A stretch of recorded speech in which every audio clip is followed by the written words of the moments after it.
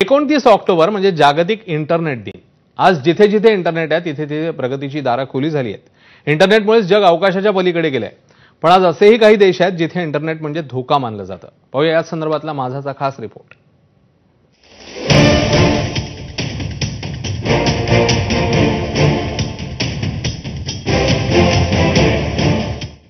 एकोणतीस ऑक्टोबर 1969 अमेरिकेच्या कॅलिफोर्नियामध्ये कॉम्प्युटर ते कॉम्प्युटर मेसेज पाठवण्याचा प्रयोग यशस्वी झाला आणि इथूनच पुढे सुरू झाली एका नव्या युगाची सुरुवात, इंटरनेटचं युग।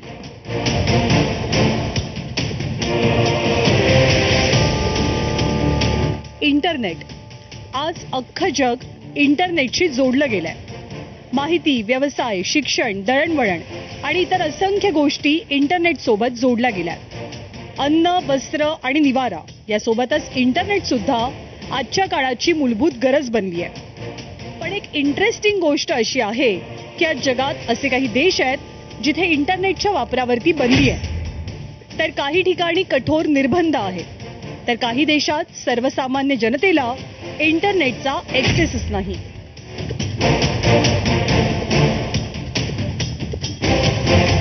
उत्तर कोरिया हा जगापासून जवळपास डिस्कनेक्टेड असलेला देश आहे। इथे सामान्य नागरिकांसाठी इंटरनेट पूर्णपणे बंद आहे। त्यांना फक्त क्वँगमँग या नावाचं स्थानिक नेटवर्क वापरता येतं, जे सरकारनं तयार केलंय आणि जे पूर्णपणे सरकारच्याच नियंत्रणात आहे। उत्तर कोरियामध्ये फेसबुक, यूट्यूब अजूनही पोहोचलेलं नाही। महत्वाचं म्हणजे उत्तर कोरियातनं कुणी बाहेरच्या नेटवर्कशी कनेक्ट होण्याचा प्रयत्न केला तर जबर शिक्षा भोगावी लागते। इथे केवळ उच्च श्रेणीतल्या परदेशातील अधिकाऱ्यांनाच ग्लोबल नेटवर्क सोबत कनेक्ट होता येतं। मात्र या सगळ्यावर नजर असते ती हुकुमशहा किम जोंग उनच्या सरकारची।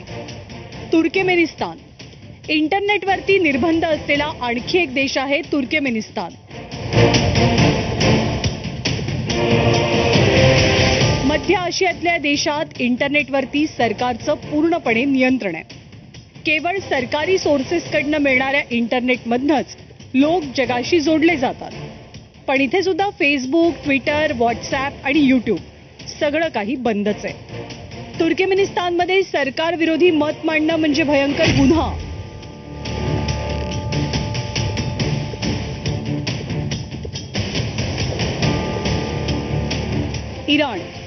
इराणमध्ये इंटरनेटवरती पूर्णपणे बंदी नाहीये, पण ते कठोर नियंत्रणाखाली आहे। इराण सरकार नॅशनल इन्फॉर्मेशन नेटवर्क नावाचं एक स्वतंत्र इंटरनेट वापरतं। पण प्रचंड अराजकता असलेल्या देशात आंदोलनं झाली की लगेचच इंटरनेट बंद करण्यात येतं। फेसबुक, ट्विटर, यूट्यूब, टेलिग्राम हे सगळं इथे ब्लॉक आहे। लोक VPN म्हणजेच व्हर्च्युअल प्रायव्हेट नेटवर्कचा वापर करत सोशल मीडिया वापरतात, पण पकडले गेले तर मिळते भयंकर शिक्षा।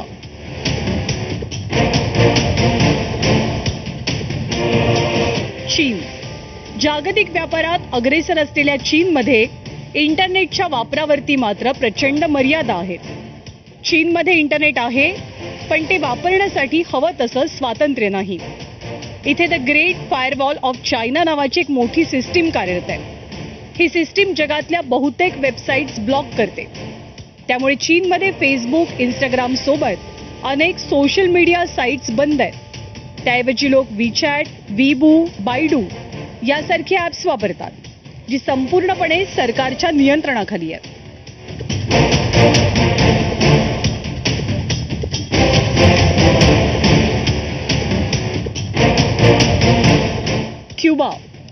क्युबामध्ये काही वर्षांपूर्वी इंटरनेट फक्त हॉटेल्स आणि सरकारी ऑफिसेसमध्येच उपलब्ध होतं। आता काही सार्वजनिक ठिकाणी वायफाय झोन तयार झालेत, पण हे सगळं काही मॉनिटर करण्यात येतं। VPN वापरणं इथे गुन्हा आहे।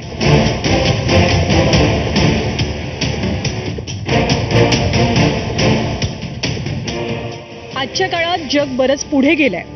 विज्ञान तंत्रज्ञानानं अवकाशाच्याही पलीकडे झेप घेतली आहे आणि त्यामध्ये इंटरनेट हा महत्वाचा दुवा आहे। त्यामुळे देश कुठलाही असो, इंटरनेटवरचं नियंत्रण म्हणजे एक प्रकारे विचारांवरती नियंत्रण। इंटरनेटवरती बंदी म्हणजे मानवी स्वातंत्र्यावरती एक प्रकारचं बंधनच। सिद्धेश कांसेसह ब्युरो रिपोर्ट, ABP माझा, मुंबई।